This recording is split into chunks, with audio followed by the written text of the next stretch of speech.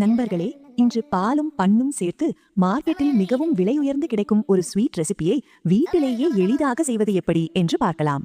முதலில் சூடான பாலில் 2 பன் துண்டுகளை போட்டு மென்மையாகும் வரை ஊறவிடுங்கள். பின் அதனை நன்றாக அரைத்து ஒரு மிருதுவான கலவையாக தயாரித்து வைக்கவும். இப்போது ஒரு கடாயை அடுப்பில் வைத்து சிறிதளவு நெய் சேர்த்து லேசாக சூடாக்குங்கள்.